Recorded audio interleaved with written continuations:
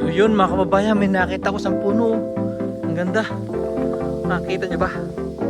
Yun o. Ang ganda ng bulaklak niya oh. What's up mga kababayan? So kamusta kayo dyan? So hapon na, 7 PM na ng hapon dito. So Saturday, and then magagala kami ngayon ni Hachi. Alam nyo ba na dito na sa loob ng saka si Hachi. Ay si Hachi oh, kita nyo ba? Ayun oh. Saan natin ang kote? Ayun oh, wait na oh. Diyan ka na. Papasok na ako. Kanina pa siya naghihintay sa loob kasi gagala kami. Pag nakarinig niya na, I wanna go outside. And then, yun. Talagang ano na yan, hindi na mapakali. Diba Hachi? Pagka gagala, ha? Gusto mong gumala, diba? Ayan, pwesto niya yan. Oh, ngiti-ngiti na naman. Happy na naman yan. Nakataas pa ang paa. Oh, ba? Ano? Ito yung list niya. Magkaiba kasi yung list niya na doon sa akin ng anak ko. Ngayon, ito yung natira. Ito yung sa pusa dapat eh. Sa pusa to kaya kulay pink. So pinagduktong ko na lang para medyo mahaba yung list niya. Ano, alis na tayo? Ha? Ha? Kaya na pa ito nag-aantay eh. So, alis lang muna kami. Magagala kami at saka magpipicture kami dun sa yung bulaklak naman sana. Titignan namin dun. Sana marami. So, let's go! Ay, gagala na naman si Hachi. 2 araw kang sunod na nagala. Oh, mangungulbit pa. Nano kasi yan, gusto lagi magpakamot pag ganyan nakaupo. Kala mo naman eh, senyorita. Ganun niya pagka yung nasa kanyang pwestuhan. Pero pag nasa likod niyan, wala na, nakahiga na lang. Pero minsan din siya, nangungulbit. Ang gusto lagi niya magpapahimas sa kanya. Kasi minsan niya yun, nagdadrive minsan makulit din. Pero okay lang naman. Naninarinig niya na. Diba Hachi? Oh, hindi ka nakita Hachi, kita sa camera. Oh, saan tayo pupunta Hachi? Pipicture ka ba? Ha? Ayaw magpicture? Ha?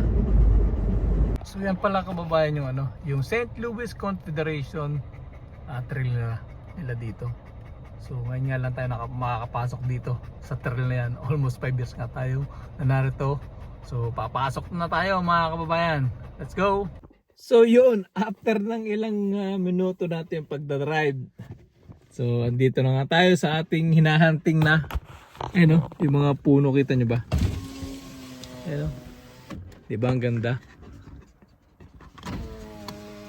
So maglalakad-lakad muna kami ni Hachi dito. Diyan sa lugar na yan. So lalagyan ko lang siya ng list and then maglalakad na tayo. Let's go! Hindi na kasi sa Hachi yung yung list yung sa anong tag dito? Sa leg skip na. Taba mo na kasi. Diet ka na ha, susunod ha. Ha? Wait lang. Ayan. So wait lang, excited. Excited na siyang bumaba. So bababa muna kami and then syempre, gala-gala, maglalakad-lakad. So yun, nandito na kami sa labas. At ngayon lang uli siya nakagala Yan na-excite na naman siya. At siguro may naamoy na na ibang hayop dito kasi park to kasi may mga naglalakad ng aso. Trail yan punta dyan, pwede ka maglakad-lakad dyan. Kasi get a picture, come here. Get a picture, come here.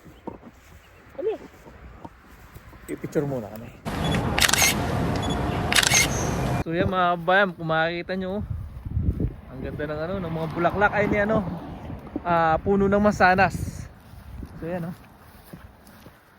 ganda, ayun maganda yung isa puti. Yan kita nyo ba mga kabayan? Yan ang ganda.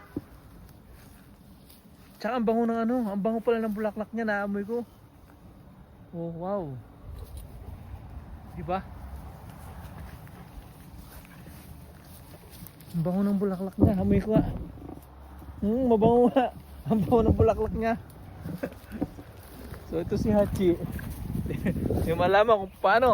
Tara pa, walk na tayo. Come here. Pasok na tayo. Ayun, ganda ng ng bulaklak niya. Bulaklak ng apple. So let's go to walk. So actually ngayon lang talaga ako dito nakapunta. So tagal na panahon na, siguro mga 5 years na ako nakatira rito. Ngayon lang ako nakapaglakad dito. So titignan natin kung ano yung meron dun sa loob. So dito meron pa rin mga puno ng ng mansanas. Ang ganda talaga ng niya. Ngayon lang ako nakapag-video tsaka nakapag dito. Gala-gala. So mag-walk lang kami ng siguro mga ilang minuto lang kami muna mag-walk dito. Tapos babalik na rin kami kasi medyo nalamig na rin tsaka medyo rin yung malamok. Kasi ang lamok dito makakagat, masakit. Tapos pag nakagat ka, ang laki pa ng yung pantal. Ano yung pantal? Yung parang bukol, ganun. Kaya kailangan talaga pag itong summer meron kang pang spray. Wala naman kami dala pang spray. Nakakalimutan ko. Tsaka hindi ko man alam na hahapunin din kami rito. Kasi sa hinahanap nga namin yung meron daw mas maraming puno ng ubas na bulaklak. Umikot pa kami, almost 30 minutes kami nag-drive ni Hachi. Tapos dito pala yung baksak namin sa malapit sa amin. So maglalakad lang muna tayo mga kababayan. Sinabi niyo run yan, come, run. Tatakbo niya si Hachi, run. Maganda kasi Hachi, nakapag ka rin, exercise ko. Kasi taba-taba mo na. Alam niyo ba yan si Hachi, nasa 100 pounds na. Pinagdadait na siya ng bet niya. Dapat daw nasa mga 80 pounds lang siya pababa. Nasa na siya 100 plus na nagtimbang kami. So yun, lakad uli kami hanggang sa makarating.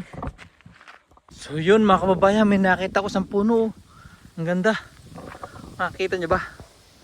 Yun ang ganda ng bulaklak niya pupunta tayo dun. Tara, let's go.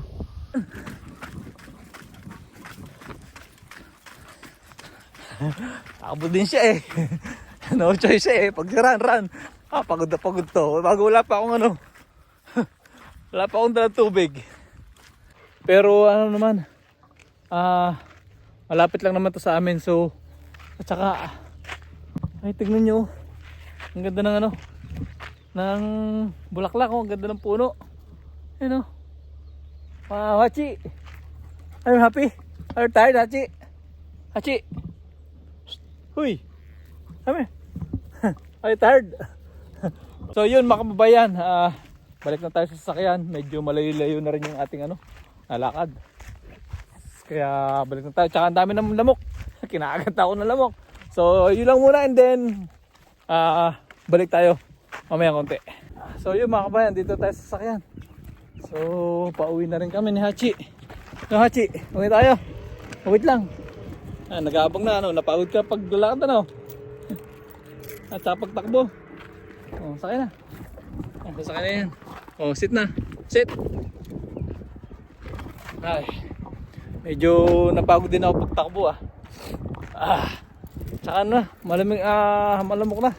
Ang dami ko nakagat sa likod, sa batok. Kate tuloy ng ko.